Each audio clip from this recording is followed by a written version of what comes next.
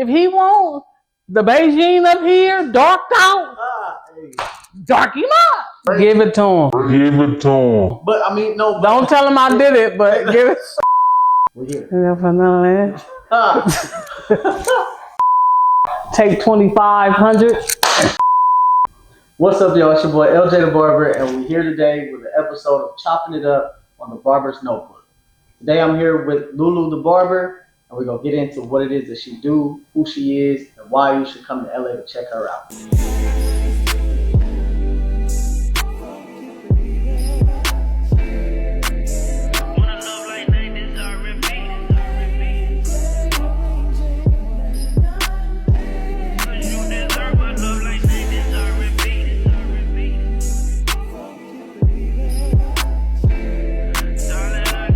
Well, thank you for having me. Tell me a little bit about yourself. So, I was born and raised in Los Angeles, South Central to be exact. Barbering is special to me. My mom was a single mother, so that's kind of how I got into barbering, right? I used to go with my mom to take my brother to the barber shop, and it was something that always intrigued me. Details, male grooming. And I worked at the bank. They fired me. I worked for Bank of America for 5 years. Shout out Bank of America. Without them, we wouldn't be here, right? We wouldn't. So I was like, what I'm going to do? I went home. I talked to my neighbor. And we was like, hey, we should go to barber school. And I was like, it was another girl too. So I was like, for real? She was like, yeah, we should go to barber school. I'm like, let's go, right? Y'all tag team. So we went to barber school, and we're here. First of all, I didn't even know that. That's crazy. That's cool. Yeah, that's it is. Cool. Yeah. So then you and your neighbor went to barber school together. What school did you guys go to? So I went to a couple schools, right? The first school I went to was Healthy Hair Academy in Inglewood. It was a Black experience. Okay. So Healthy Hair was Cosmo and barbering. Okay. You know, so it was like high school. It was cool, but the school went out of business, so that delayed my whole process. At first, they was kind of on the run, so we couldn't get our hours, but eventually, you know, things happened, and then I ended up going to Pro Barber College in Torrance. That was a different experience. It was a non-Black school. It was kind of hard for me because originally, I'm used to cutting Black hair, right? And I know how to cut. So now I'm kind of like the veteran barber, the experienced barber, right? For those of y'all who don't know, but when you go to barber school and you know how to cut, they work you. For free, okay? They work you. For free. Let's keep in mind too, right? Like, you don't always get tips. Like, some schools won't say, hey, we encourage that you tip our students. But also, like, some people just coming in like, yeah, I'm paying $5, $10 for a cut. Y'all students, I am the experience. I am the tip. Let me practice on. So, yeah, that's just a little sidebar, something to keep in mind if you're not in school or haven't gone yet or whatever that looks like. Which you should go to school first is the real, like, go to school. Mm-hmm. Just go to school, you know, because then you become arrogant, a little cocky, like, I'm not cutting, I'm not. Which I kind of missed out because I didn't jump into the straight hair. Yeah. I was comfortable where I was at. At school, I was cutting $20, $25 outside of school. So it's like, you're not giving me nothing. Yeah. I went to a non-Black experience of a school as well. My school was primarily Hispanic or just straight hair in general as far as the texture. Do you feel like you cheated yourself a little bit by not taking advantage of some of those walk-ins there at that school? Absolutely. Absolutely. Yeah. It's you get high on the hog, right? It's better to have more tools in your toolbox and not need them than not have them. Because I'm not even gonna lie, like, I still get clammy. Like, oh, can you cut it? Like, what you want? And this is how many years in the game? 15 years. And I'm just being honest, you know what I'm saying? So that is a weakness of mine. Like, straight hair, that's not what I do. Yeah. That's not my demographic. But to know it, it's gonna take me further. You know more than me. I'm gonna send them to you like, my boy got you. Yeah, yeah. And honestly, I will say, like, speaking from experience too, with my barber school experience, the other way around. Like I was nervous to go ahead and dive into like straight hair, but at the same time, my peers, they were afraid to dive into our texture of hair, like horsehair, hair. You know, that scared them and intimidated them a little bit. And so now here it is, it causes that divide. It does. You do get out of the school because now you're in the game, like you said, you without a tool in your toolbox, and a walk-in is a walk-in. They're not worried about what you look like. They worried about what your product that you serving look like. You know, so if you can give me a clean fade and I hop out the chair and I walk in next, and they don't have the same texture hair as me, that puts you at a disadvantage, and that's potentially money that's walking out the door. And honestly, that's one of the reasons why I actually went to the school I went to on purpose, because I'm like, yeah, I need to learn. That's smart. They cut hair, you know. I need to learn what they have to offer. Me being a black barber for real, I know a black experience when I see one, and it don't look like straight hair for real. It doesn't. So, which made me tailor my brand to black people. So, as far as like barber school for you, right? Whether it was your first or your second school that you went to, would you say like being a female in that space? I know back then it may have been a little bit more male dominated. Like, was that something that you had to adapt to, or like how was that experience for you? Well, the first school I went to was in 2009. So barbering was different. You've always had female barbers, but now it's like an influx. You know, they got the feminine ones, you know what I'm saying, that dress sexy, and that's they hope. Yeah, nah. But okay, they use what they have, you know what I mean? And that was hard to navigate for me, you know. Growing up, I like to call myself a sports girl. They call us tomboys though, right? I was a girl who loved sports, who loved everything about it. So I dressed comfortably, you know what I mean? I dressed more sporty. You get what I'm saying? So coming into this space and being heterosexual, it was kind of like, oh, and the men be fine, the barbers be fine. I mean, you know. Take care of grooming, but they be cold. You know what I'm saying? So I became Lil Sis, right? I became one of the boys. I wasn't on that. I dressed real sporty. It was, what's up, bro? I broed everybody. So it evolved for sure. But it was cool. I seen it evolve, and I'm glad that female barbers are here and we're respected. One thing I will say, after school though, just being a female and being a barber, and still to this day I have to prove myself. You know, like, you know how to cut. Like, I get you. Sit down. Yeah. See. Come and see. Yeah. See what it's about. You know what I mean? It's not. I don't want to have to prove myself. And I tell them, either you trust me or you don't. Yeah. You know what I mean? And before I used to be like, nah, I can cut for real. I got you. But then when I realized I really could cut, it was kind of like, the only way you're going to see is if you let me, right? And then I start to hear stuff like, man, my favorite barber was a female barber.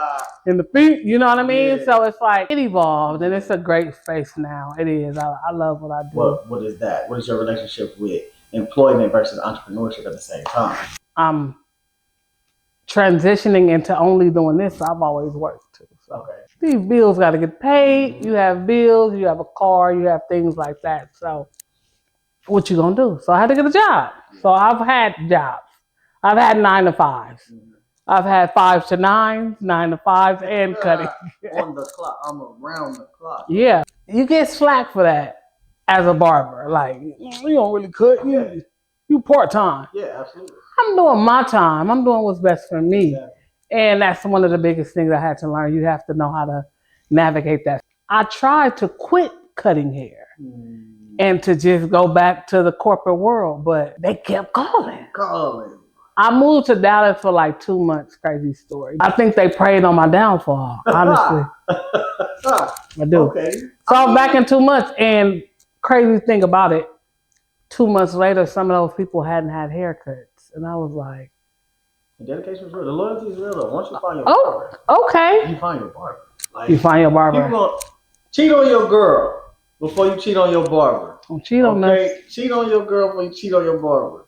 We the reason you got your girl. So yeah, come back to us. You feel me? or your guy, you know, whatever. Cheat on them first. Cheat on them. Cheat on them. Don't cheat on me, and I'ma know. Let us know where we at. Like, how did you come around? You just hit your year, right? How did you come around to building this space and becoming who you are today? When I tell you this year has whooped me, it's whooped me, good and bad, right? I learned the lesson because it was several of them, right? iLL is my brand, and it's Immaculate Luxury Lounge. And what that means is pristine. Immaculate is clean, right? Anything clean is amazing, right? I love luxury. Who doesn't? The quality. It's about quality. Luxury is quality. And then the lounge, because I like to kick it. You know what I mean? So wherever I am, wherever I invite people, I want them to be comfortable. And that's exactly what this space has embodied. I started off in a suite with a business partner. It didn't work out. And I was devastated. I was stuck with this suite rent that I thought I was going to share. And my business partner quit on me.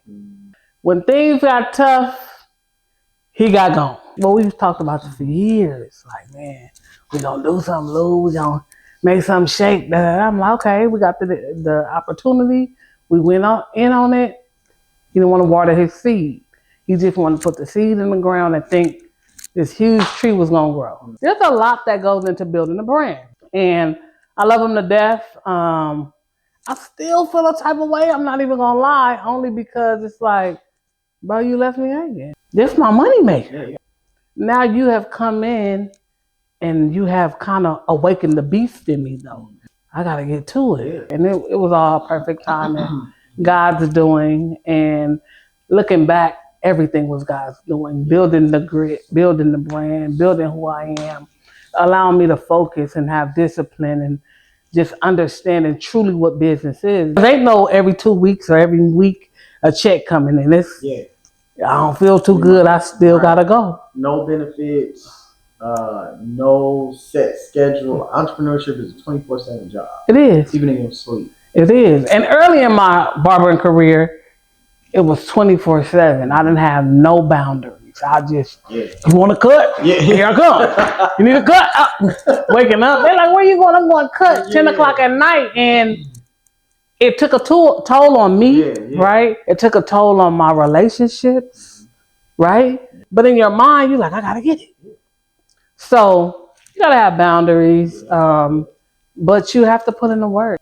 You have to celebrate your victories. Like, dang, I made it.